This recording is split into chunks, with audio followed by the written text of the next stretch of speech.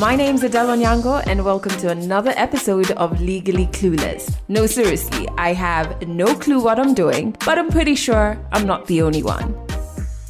Hey you, welcome to episode 222 of Legally Clueless. Thank you so much for rocking with this podcast. OG members, I truly appreciate you. I've got so much love for you. We've really grown as a family. And if you are a newbie, this is the first time you're listening to the podcast, audio episodes like this go out every single Monday.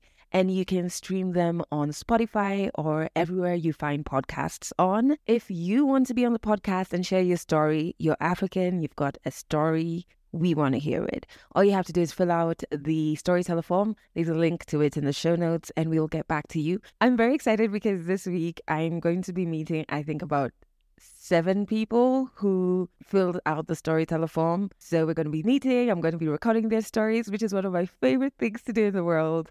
And yeah, I'm very excited. So it could be you that I meet next. Fill out the storyteller form. Another thing that's pretty awesome is our Instagram page. Join our warm corner of the internet there. We're at Legally Clueless Africa, and on TikTok, we're at Legally Clueless Africa as well. As I mentioned a couple of podcast episodes ago, I don't know, Twitter. I mean, I see the love when you use the hashtag Legally Clueless. I appreciate it, but I just feel more and more Twitter is just becoming a hard place to make safe for yourself. I don't know. That's my experience with social media. For other people, I've heard them say they feel that way about Instagram or TikTok. For me, it's truly Twitter. Like, I just don't want to be angry every minute. You know? I really don't. But anyway, that's not what this episode is about. I'm very excited about this episode because I think everybody running or thinking of running a business will enjoy this story. Listen to this. Failing sometimes is running out of money. Do you know how many times you run out of money when you're running a business? I have a friend and we laugh about this. I think she's been doing her business for like the last 3-4 years and she's run out of money more than 10 times. Like when you're zero, your bank account is zero, your M-Pesa Fuliza is done, your personal account has 22 shillings. I have gone through those phases. I ran out of money last month and I thought people were going to give me money. No one has given me money so that is Vicky's story. It's coming up a little later in this episode. And yeah, can't wait for you to hear it. But let's jump into Song of the Week first. Yo, oh my goodness. Like the excitement. I wish you could see my face right now. The excitement about the entire album that Janelle Monáe just dropped is real. It's so real. So first, let me talk about the Song of the Week. So the Song of the Week is off of the album. It's called Champagne Shit. And I like it. I think we need a feel-good song. A song where we're, just vibing. It's not always deep things all the time. I like the song. I like the album, but I like the song. So if you check out the show notes, there should be a link. Okay, I'm recording this before I checked if there is a link to that particular song on YouTube. But if there's no link just yet, because literally the album's been out for a couple of hours. All you have to do is, wherever you stream your music, look for Janelle Monáe's most recent album and then listen to the song Champagne Shit. Fucking awesome. The entire album is awesome, but listen to that song. Anyway, before we jump into 100 African Stories, I do want to gush about the album and an interview of hers that I watched. First and foremost, I want to be very clear that I enjoy Janelle Monáe's art. I'm not a stan. I've been here for a while where I appreciate an artist's art. I don't stan the person because I don't know them as individuals. I don't know if you've watched the series Swarm, but my ideology leans closer to that, where you can really lose yourself, maybe not kill people, but you can lose yourself in idolizing an artist, when in reality, what you love is the art they create, So I'm acknowledging that I do not know these people, and that's fine. But I do enjoy her art. That's one. And this has been from the jump, like from back in the day when she was not mainstream. You thought she was a bit weird, etc. I completely connected with her music back then even. I just found bits of myself in it. Anyway, so I was listening to a new album, Age of Pleasure, yesterday, and I also caught an interview she gave on with Angie Martinez. And I have two thoughts I want to share before we jump into 100 African stories. It's a pretty long story, so I'm going to be chap with this. So, I'm really not. But the first thought is, I truly think, and this is probably why I love the album, I am knee deep in my age of pleasure.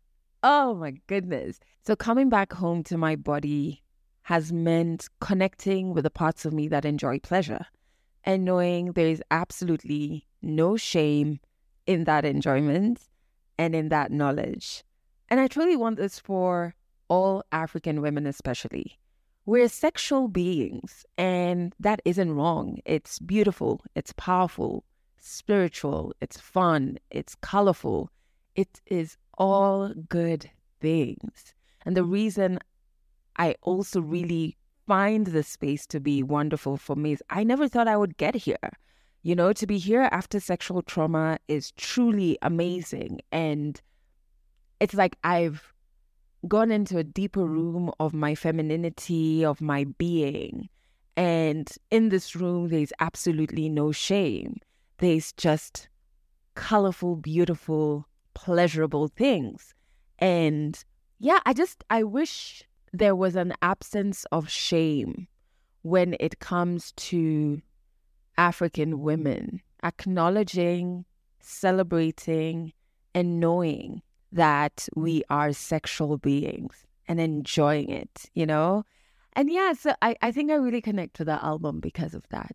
And then the second thing, I was watching the interview she gave. I was actually listening to it as I was driving home. It was just like, I kept gushing and I sent it to two of my girlfriends, just like, oh my God, you have to listen to this. You have to sit down and listen to this. One thing she mentions that I feel so fucking strongly about is respectability politics. Okay? When she spoke about it in the interview, it made me realize that I participated in respectability politics for a while. And I think in the last year or so, I've been refusing to participate. If you're wondering, what in the world is respectability politics? Loosely defined, it's beliefs around conformity that is upheld when it comes to things around appearance and behavior. And these beliefs will protect a person who's part of a marginalized group. So, for example, a Black person will adopt a certain set of behaviors, change how they behave, how they dress, how they talk, etc. And then a prejudicial system, a racist system, will accept them. So they're kind of protected. Okay, let's talk about it in terms of women. We will change how we dress, how we talk, what we say, when and where, all of these things, just so that a system that is harsh towards us accepts us and then respects us. So we make ourselves a bit more palatable for this system so that we can be respected by it. Does that make sense? I don't know whether knowingly, I think some bits I was knowingly participating in this shenanigans just based on the industry I'm in and what it demands of women. But the more I grow, the more then I have a privilege to say, fuck that shit, I'm not going to do it. And that's really what's been happening across the last year. And she spoke about this on the podcast. And I really connected with that because I sat down and I started realizing that limiting myself to one thing that is socially accepted or respected, or presenting myself in one way, so my opinions on women's rights, on leadership, etc., respected, is absolute bullshit. I have decided that I am honoring all the women that make me. That includes the playful, the sexy, the one who loves to dance, the one who loves to explore hers and her partner's bodies, the one who loves fashion, the one who wants better leadership, the one who loves tattoos, the survivor, the thriver. All of these women in me will be honored and will walk with me into every space I inhabit. if any woman in me makes you uncomfortable, then that, my friend, is a you problem. We're good over here. And so hearing her say that in the podcast, I was just like, oh my goodness, I'm exactly there. And I really wish this for especially African women. Let all the women that make you thrive. Don't listen to anybody who tells you one of them is not necessary, one of them cannot be respected. Let all the women who make you thrive. Honor them. It's beautiful. Okay, that's all I wanted to say. You can tell I feel so strongly about this, but we need to jump into 100 African stories, please, my friends. Now, I love a good business story because I needed the story. I needed it to knock me out of procrastination, and maybe you do too, to knock you out of self-doubt, and really just to let you know that you're not alone. 100 African stories on Legally Clueless. Stories from Africa. My name is Victoria Kimani and I'm from Nairobi, Kenya. So I grew up in Kiambu, pretty much. I'm born and raised there at Nazareth Hospital in Limuru. That's how I was born. And I have a sister and then I have a brother. I'm the last one of 3. Yay, last ones. And yeah, so my mom, my dad, it's me, my mom, my dad, my brother, and my sister, and then I'm the last one of 3. And we have pretty much grown up in a very modest African home. We didn't lack, but we also didn't have much, but we were comfortable, I'd say. And that's just how I have, grown up. I went to school when I was pretty young. I've always been like the youngest wherever I go, which I find to be very interesting up to this date. I joined, I think, school when I was 3 years. I graduated when I was 20. So I've always felt like even with my siblings, I'm always catching up because they're 5 years ahead of me in life, always, which is annoying, but it's true. My dad was a teacher for the longest time. He taught for, I think, more than 17 years, and so did my mom. But then he woke up one day and he quit and started business. So he quit and he started business, and my mom went to the UK. So growing up, I was pretty much, I don't stay by myself, but my parents traveled a lot. So my sister traveled immediately. She graduated from high school. And then my mom was in the UK from when I was in class 6 to when I was in Form 2. And then my dad was just here, there, everywhere. So I went to boarding school and I was in class 4. So talk about hyper-independence. I guess it teaches you a certain level of independence because you have to learn to take care of yourself very early in life. Because by the time I was in class 6, my dad would give me 1,000 bob and I'd go do the shopping myself. And he used to tell me take it, you budget. He's not even going to tell you how you're going to panga this 1,000 bob. You just go to Tuskys, the Buru one, because we used to stay in K-South. Use that 1,000 and also make sure that out of the 1,000, you still have pocket money because I didn't give you all of it to spend on it. So it teaches you to be independent at a very young age. You learn to take care of yourself. You learn how to depend a lot on yourself as well. And it's not like one of those sad childhood stories. It's just that my family is a family of nomads. People wake up and they decide to leave the country. They wake up and they decide to live in a different town. For example, right now, my mom, as we speak, is in Bura, which is so close to Somalia, farming. That's just my family. My sister lived in Germany and in Austria for the longest time. People just wake up and go. So you kind of just get used to, okay, I'll see you in 1 year. I'll see you in 5 years. It's all love. The beauty was when you come back, everyone has stories. People have stories of different places they've been, things they've done. So it's all love. But I think as we're growing older, we are also settling in a bit more. So I'd say I'm actually the least nomadic person in my family. So when my dad was crossing over, from being a teacher to going into business, can I say I don't really think I noticed. Maybe I was quite shielded. Also, I don't think a lot changed in terms of our lifestyle and how we were living. So I didn't really notice the change. Though I did go why are you not going to work though? Like, it's 9. What are you doing in the house?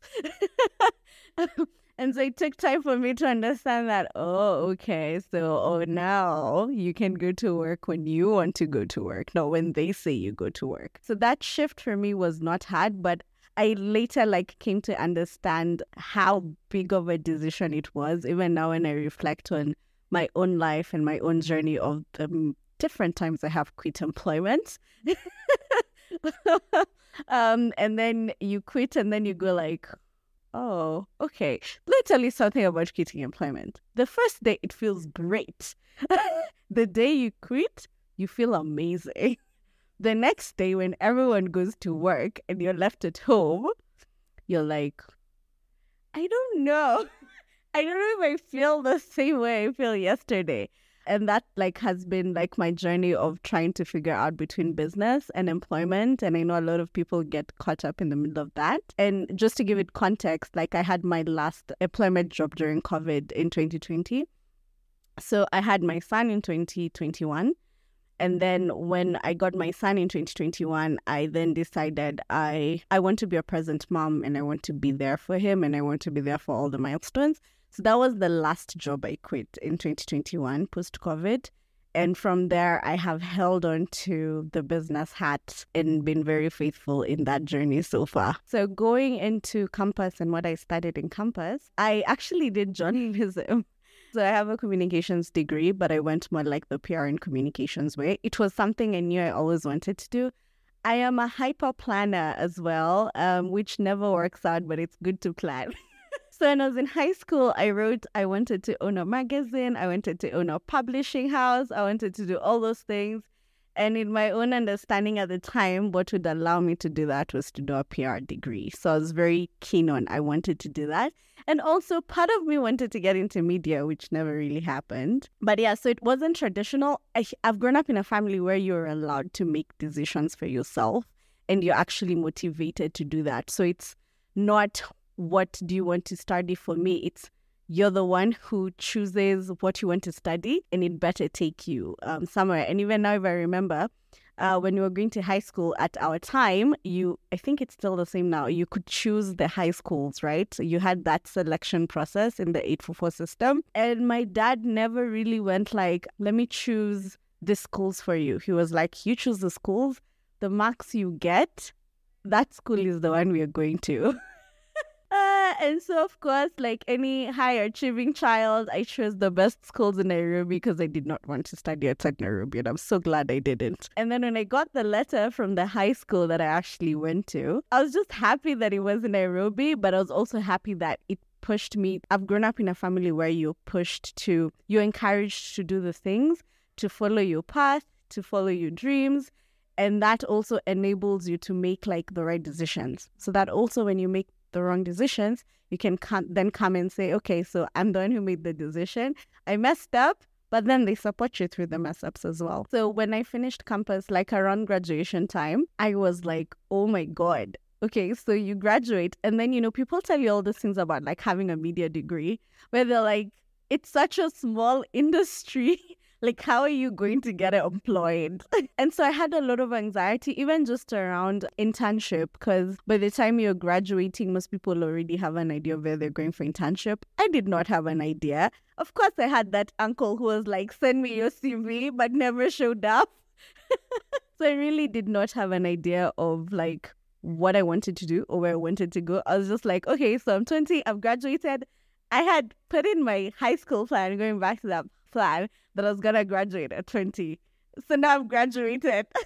Okay, so what's next? So now you're in the big world. And so what happened to me was my friend had 2 letters for internship. So she took one from the Nairobi, I think the City Council something. And then she was like, go to this one. Just go tell them. So it was her dad who'd gotten her the plug. So she was like, go with my dad's name. Just go meet them. And so I ended up in a microfinance somewhere. Hey, how do I explain this? In town. Jack and Jill. All the way down. That's serious downtown. And so I walk into this very traditional financial institution the way it's run, though I learned a lot from it, so I'm not shading it. And I walk in and I go see the CEO, and he's like, hey, so everyone here is in finance. So what are you going to do? You have a marketing degree. And I had a friend, and I thank God for that friend. His name is Lawi. So I had a friend, and Lawi had told me, when you go, let me know. I'm going to text you what you're going to say. You need a Lawi in your life, by the way. So he was there. He was texting me. He was like, go say this and this. Go say you're going to do digital marketing for them. You're going to push their brand online. I had no idea, by the way, what that meant. And so I told them, and I gave them the plan that was in the text. And they were like, oh, that's nice. That's really cool. So start tomorrow. Thank God, by the way, it was a paid internship, which was a good thing. So I was like, okay. So I start the next day, and I literally just had to Google everything because I didn't know shit. So I literally had to Google everything. And so that's how it started. So I did my first month as I set up their digital plan, which, by the way, their social media pages still exist to this day. Something I'm so proud of that I did. But I didn't do anything in life. I did that. So I set up their social media. So it was back in 2014, social media wasn't big. Businesses didn't know how to leverage it for their brands. We knew Facebook was a space where you connect with your friends, you message, you flirt, you do whatever. But no one really had an idea of how to leverage it for business. So I set it up for them. I started managing it. I did a lot of self-learning in that period. I also became a bank teller within that period, which, by the way, that is a lot of pressure, unnecessary pressure in life. Why would anyone make you handle so much money and pay you so little? If there's something I'll never do in my life, is to become a bank teller. Oh my God, that was such a stressful month. And then my internship ends, and the Gen Z in me, even though back then the Gen Z was not there, but the Gen Z in me, so they actually wanted to employ me because I had done all the stages and they liked it. And so they give me a contract, and I'm like, no, this is not what we agreed on. This is my first job, guys, straight out of campus. I am here negotiating terms. I say negotiate, and they're like, no, I'm like, no, I don't want to be a teller. I don't want to touch anything finance. Give me marketing, give me strategy, give me vibes. I want vibes. And so I talked to my mom. My mom is like, how dare you refuse your first job? Don't you know your first job, you just say yes and you move, then you see how things are from there. And so I had met the chairman of the board of that company through he'd come for board meetings and stuff. And so one day he came to, because I also acted as a receptionist. I did a lot in that internship. So one of my internship receptionist stints, he found me, and I told him, I was like, hey, so my internship is ending. And I don't really like the terms of what I'm getting. And he's like, so what are the terms? And I tell him, I don't want it. I have no interest in finance, and I don't want to go that direction. And he was like, okay, so come to my office on Monday. We'll see what we can do. And so I moved from Friday in a company in town to Monday in a company in Upper Hill. So the funny thing is, these two guys are brothers. So I moved from one brother's company to the other brother's company. So my former boss from Friday finds me in this new company on Monday, and he's like, what are you doing here? I have a desk and everything. And so I worked there for 9 months, and then I gained vibes. The vibes are not vibing. Or really, actually, what I felt was I wasn't growing. I was hungry. I was hungry to learn. I was hungry to grow. I wanted to understand the world of digital, the world of marketing. I wanted to do things, create campaigns, and that IT company was not giving me that opportunity. So I quit 9 months in again. Again, my parents are like, oh, girl, oh, no. So, of course, I didn't tell them at first. But then, when you don't go to work for 3 days straight, you kind of have to break the news. And so now I'm jobless. So I'm jobless. I think I'm 21, going 22 at the time. And I have to kind of start all over again. So what do I start doing? I start telling my friends who have businesses, I'm going to do their social media for free. So I'm like, just add me as an admin to your Facebook.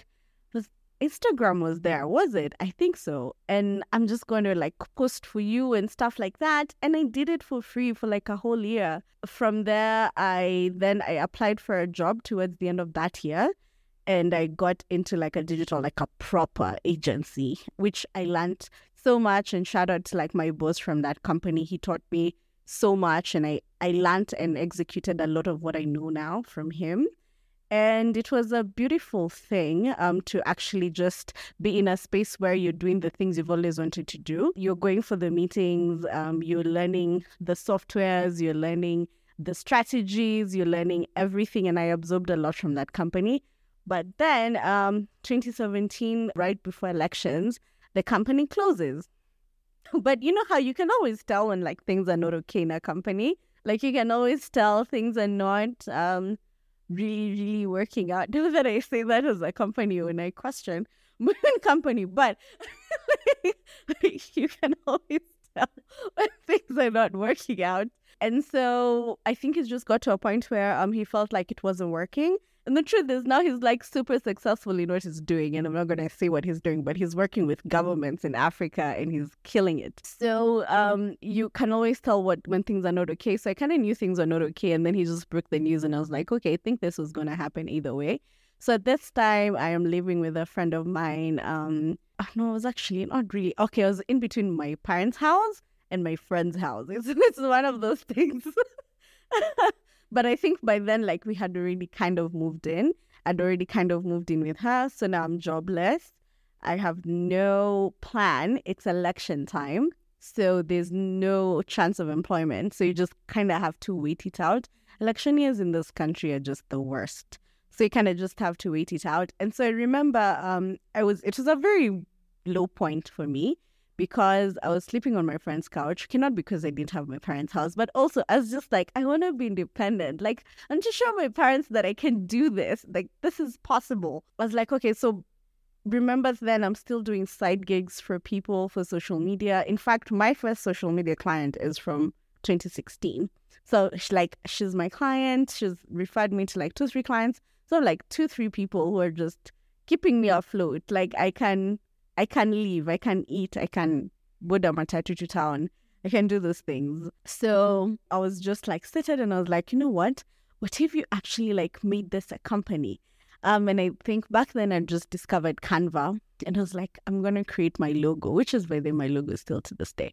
I'm going to create my logo and I'm going to call it da-da-da-da. I'm going to call it Wild Digital, and that's where it's going to start from. And so I get my logo, I'm done, I go to Canva, I create my business cards. I should show you guys my first business cards. They were crap, but I was so proud of myself.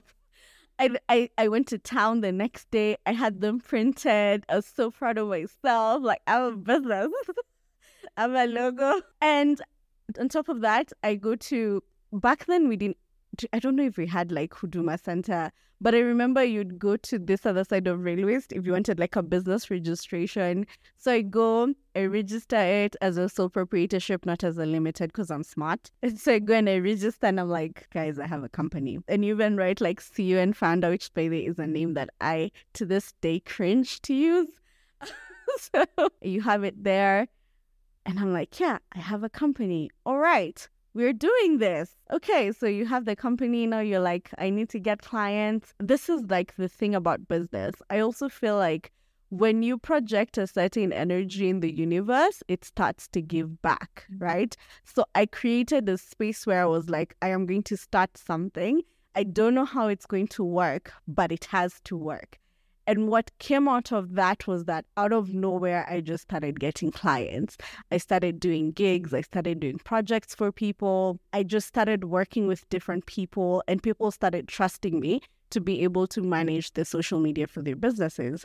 And that goes on all the way from 2017, literally up to now. It's something that I still do as a side gig as much as we have morphed as an organization. So that space allowed me to learn, right? But also remember, I'm still not making enough money to say I can, live off this.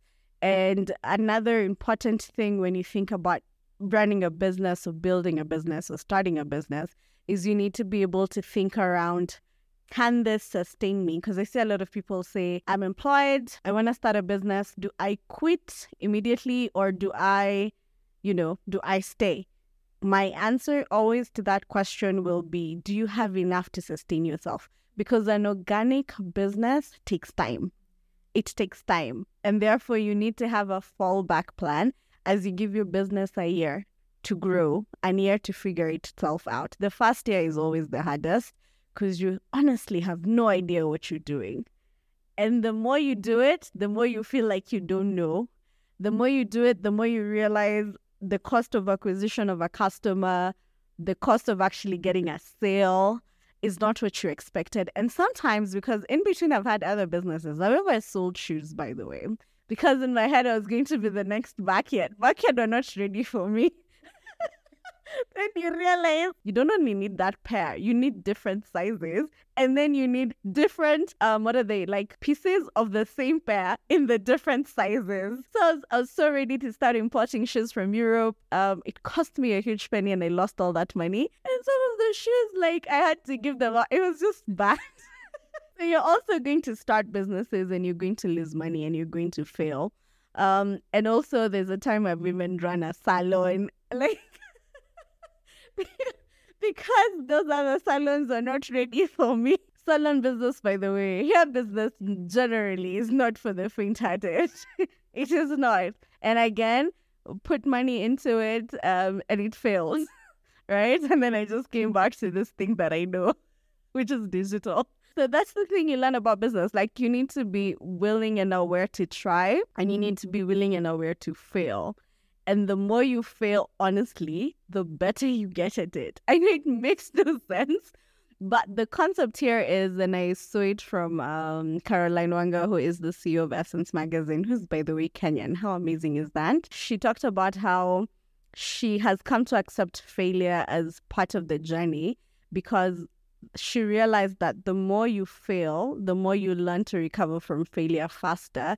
And that means you are the first person to recover. So you fail the first time. So for her, she allows herself to fail 6 times in a day. So she fails, she gets up. She fails, she gets up. So what that does is that you exercise that muscle of failure and you exercise the muscle of recovery so that you recover faster. So what used to take you a week to recover, now you're just just another day. What are we doing next? What are we doing to get better at this? So just that journey. So from 2017 to 2020, you're doing the digital thing. I won't lie, I had stints of employment here and there. I don't know, maybe I'm just not good at being employed. My toxic traits. I think, okay, so this is going to sound very controversial because I also have employees. But the thing about employment for me is there was always this thing that kept telling me that I want to do more. And this job is what is keeping me from not doing more. And even in my last stint of employment, it was a good job. I was earning well. I was in a high-level management position. But I still felt like there's just something. I want to do more. I want to do meaningful work. I want to be impactful. And when I'm in someone's company, I am not able to do that the way I want to do it. So that causes me to then go I don't know, the vibes. There are no vibes. And I just say, I think I literally have a template, a resignation letter template on my computer that I've just recycled over and over again. But it's not that I'm not saying employment is beautiful, because then the leadership skills I've learned, I tend to get into jobs and also become very close to the business owner because I think like them. I can see what they're saying. I can see where they're going. So I also tend to learn a lot. So I get mentored by the people that are in the leadership positions. So I'd say in that way, it's great, right? Because then you get to sit under people who are already doing their best, who have reached a certain level, and you learn from them. But for me, why it doesn't work is because I kept feeling like I want to do more. I have to have a bigger impact. This and this is what I want to do. And so COVID comes, and for anyone who had a business, we know that it didn't work. And no one thought COVID would go on for this long. I was actually, when COVID hit my business, I was actually quite comfortable, I'd say. My business was doing well. It could sustain me. And for me, sustaining is I could pay my rent in this Nairobi. I was comfortable. I could eat. I could pay my bills. I was not asking my parents for money. I was okay. And it's funny, so pre-COVID, so just before COVID, I ran an event, and, I am now running a lot of events. I ran an event and nobody showed up. Okay, not even my parents, my sister showed up because she had to. My partner showed up and a few other people showed up. And there was like one random person who bought a ticket. But like before COVID, like I was comfortable. The business was growing. We had the right clients. I had an account manager. Like I was building up, I had a team. Things were working and stuff like that. And then COVID hits and then boom. As a consultant in any place, you're usually the first person to get cut off because your termination clause is so simple. You write a letter, we can do this in 7 days.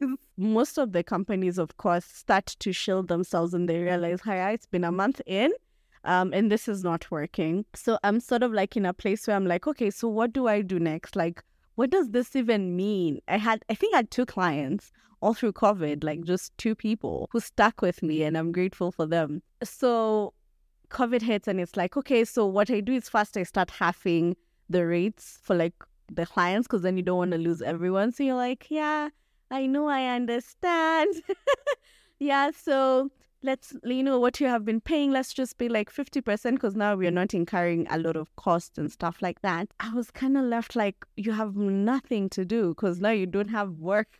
You're just there. And I always had a passion for training. Maybe it comes from the fact that my parents are teachers. I don't know. But like I always had a thing about training and empowering and building and stuff like that. And COVID allowed me to actually be able to pursue that passion. So pre-COVID, I had met an amazing business coach. His name is Aaron Mashano, is from Zambia.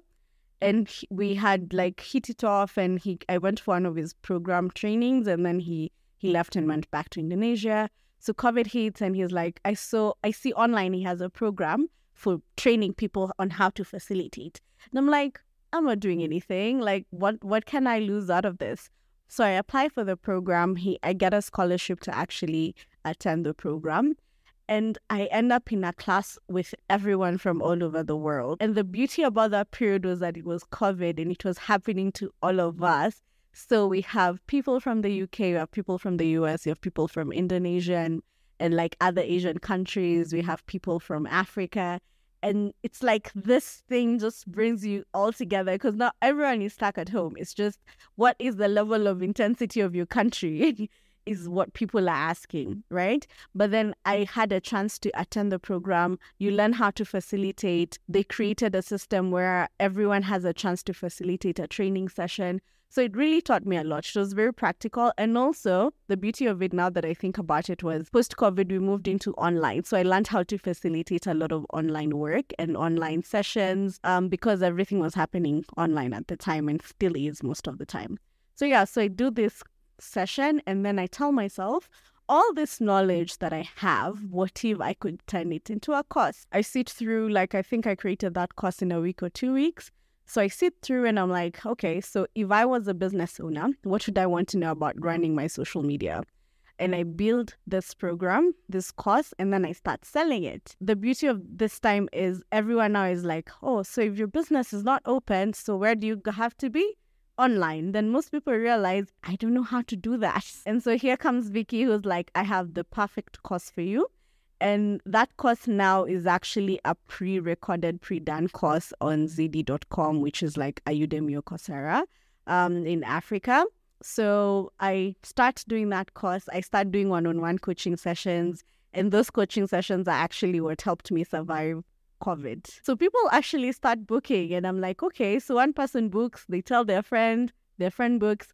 And for some reason, it's always, for me, I attract women in business. I don't know why the men don't like me, but I tend to attract a lot of women in business. I teach, and then country kind of starts to open up. And then I have this idea where I'm like, what if I could bring all these business owners in a room, and then I have panelists, and then I pick a topic, and then we talk about it. And that's exactly what I do. So I'm a huge risk taker, let me tell you. I'm those people we jump and then we find the parachute as we go along. So sometimes that has worked out very well for me. Other times it hasn't. So pre-COVID, I actually had the same idea of running an event. And I was sure it was gonna, but I was so sure. What I didn't realize about events is there's a plan and a strategy into how you market them, into how you do them. So I was like, guys are gonna show up. So even on the day when I have 0 ticket sales, I'm still like, guys are gonna show up. So pre-COVID, that plan didn't work. Post-COVID, I do it, and we have a sold-out event. Like, people were seated on the stairs. Because the room fits 40, we had 60 people. So where do we put them? And that now goes into, okay, so I'm like, so cool, first one. So now let me do a second one, and let's see how this goes. And I'm like, I want a personality. I want someone who has, who can has an authority, has a voice. So I sent a bunch of emails to different personalities, and I honestly thought people were going to respond. I was so positive that people were going to be part of this great thing. You know how when you're doing something, you're like, how can people not see how amazing this thing is? Why am I the only one who thinks this is good? So I sent a bunch of emails, and Adele is the only one who responds like the sweetheart she is. And I think she thought I was a con man at first. So anyway, so she responds, and I'm like, oh my God, Adele has responded. Anyway, so she responds. And I have to be super professional about it. And we do an event. Again, we pick a theme, we pick a topic. We have a beautiful conversation. People love the conversation so much. At that particular event is when someone in the audience goes we want a community. We are so tired of just coming to one event every month or every 2 months.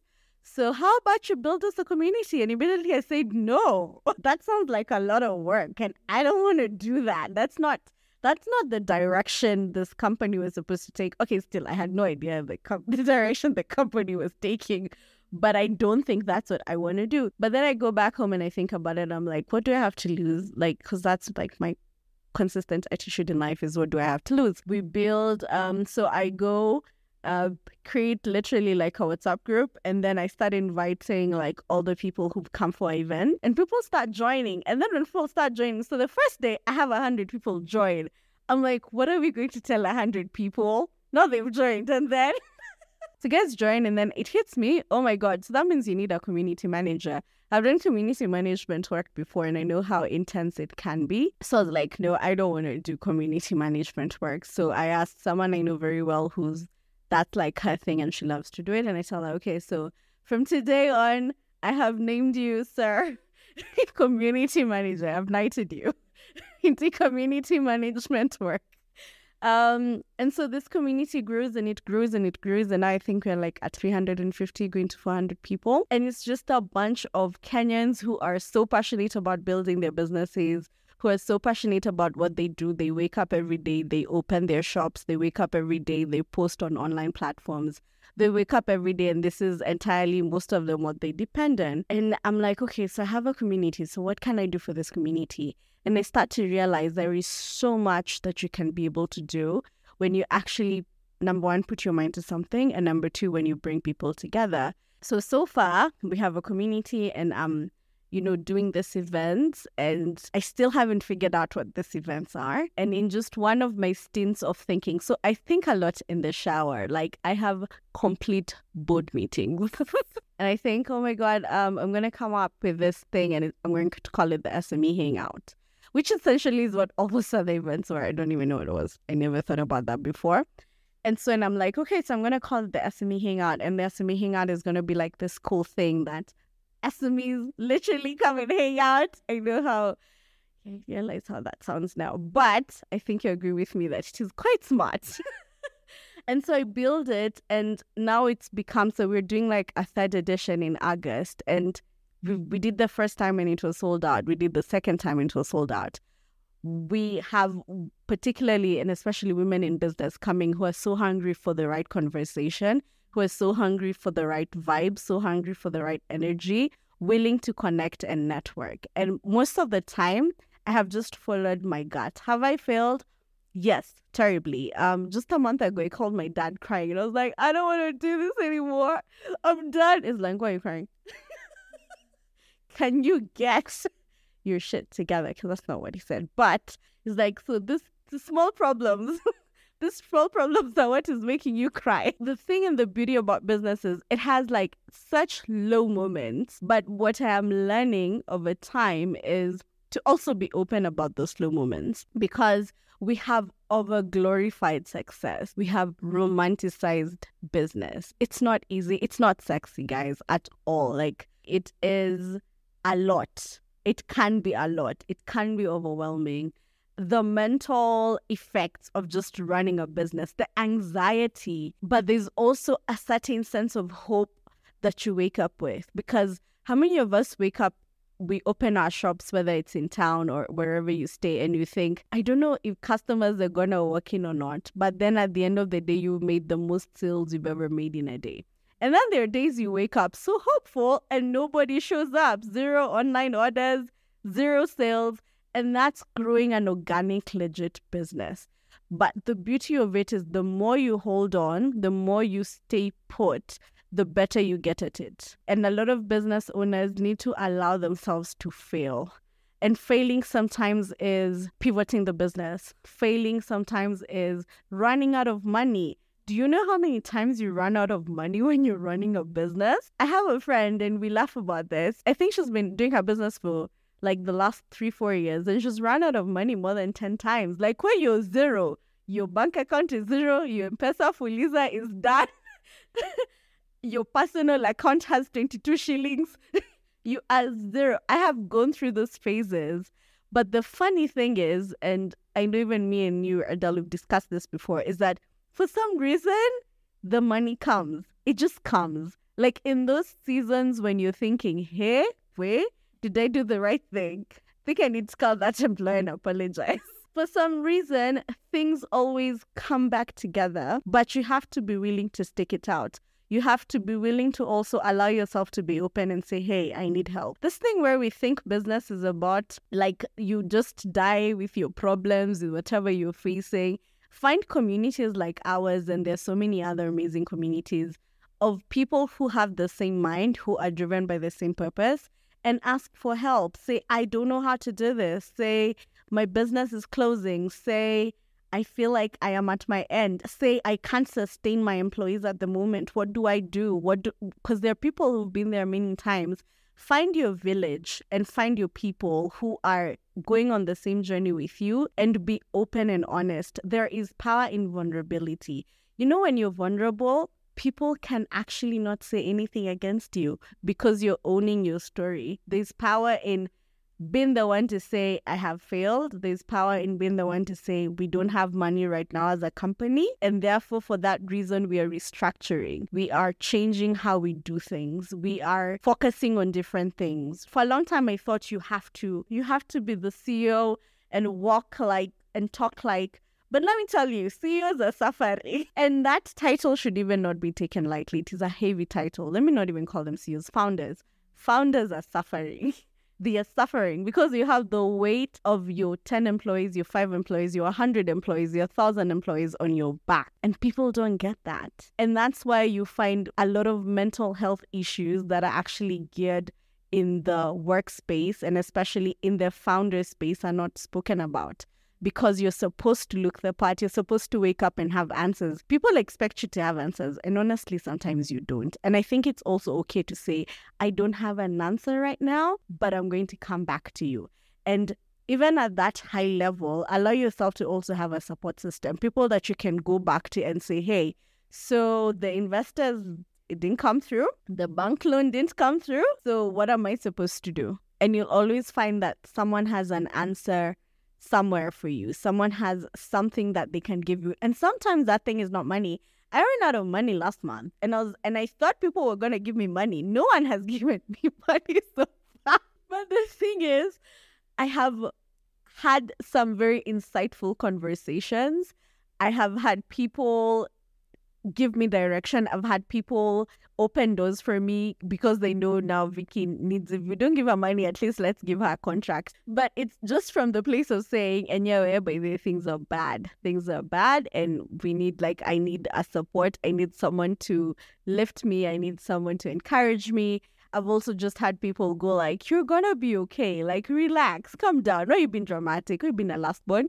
Like, calm down. And you need that. Like, you need that. So, from what it started as in 2016, which was just a girl who just wanted to do something with her life and have an impact and not live a normal, boring life. So that business started in digital, and it's what I've done for the longest time. But then now we have evolved and morphed into capacity building and training, particularly for women in business, where we have positioned ourselves as an ecosystem enabler, where we connect women in business to opportunities. We form partnerships with different businesses that have allowed us to work with them.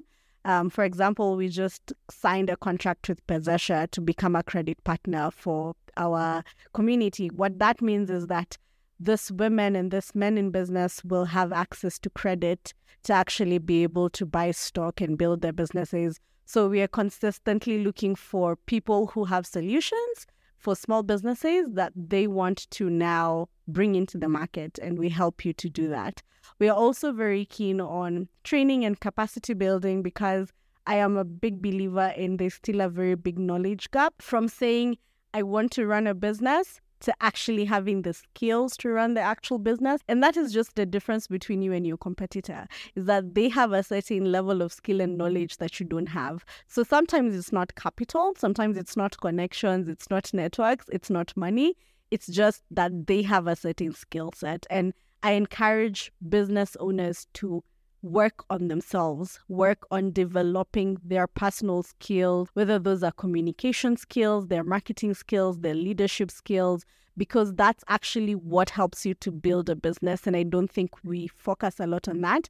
So we like to focus on you, the business owner, to enable you to get better at what you do so that you transfer those skills back to your business and you actually build a profitable and sustainable business. And for all the founders who are out here struggling on the streets of Nairobi, in Africa and beyond, and you're thinking, am I really doing the right thing? I want you to remember this voice, because I know that's going to happen today or that's going to happen tomorrow. When you're in that space of self-doubt and you're wondering, did I really do the right thing? I want to tell you that you're doing the right thing, because when you have employed someone, you're feeding a family, you're shifting a generation. You are helping someone pay their school fees. You're helping someone pay their hospital bills. So even though in the world's eyes, you don't have a Forbes 500 listed company, you don't have an NSC listed company, you are making a change in the society in your own little way. When you send that Buddha guy for delivery every day, what you're doing is you're helping him change his family and therefore change the hopes for his generation and his people. So you're doing something, and keep doing it, and don't stop, don't give up, because if you give up, then who else is going to do it? Catch more African stories in the next episode of Legally Clueless. I hope you enjoyed Vicky's story. In the show notes, I've put a link to her company's platform, Wild Digital. You can go and see the amazing thing that she's built, and now you have insider information of where it began. But I really loved when I recorded this story because it found me at a place when I was procrastinating on something business related, right? Because I found myself so caught up in what could go wrong and how dare I think that my business can do ABCD, or even thinking I've not studied this. How am I opening this branch of Legally Clueless? How am I going to sustain it? You know, all of those things, you start panicking, right? And because of that, I just was paralyzed, and now I was not moving.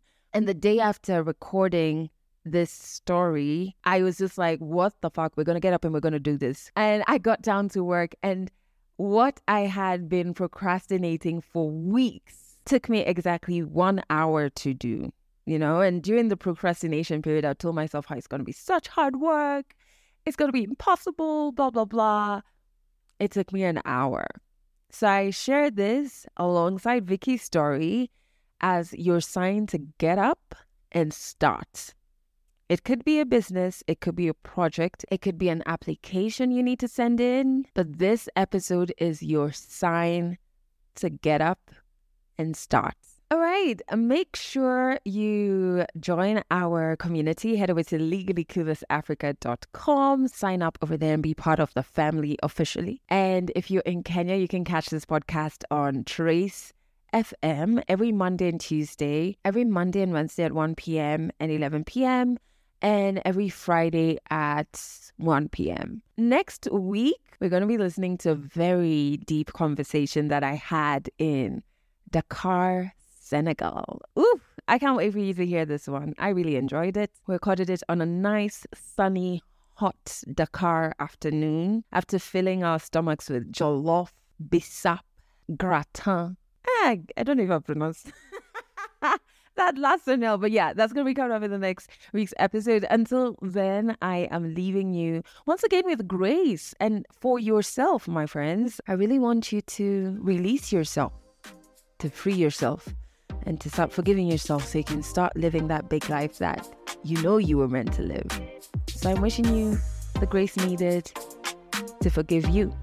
That's it for this episode of Legally Clueless. You can share this podcast with your friends. You can keep it for yourself. I'm not judging. Just make sure you're here next week for the next episode.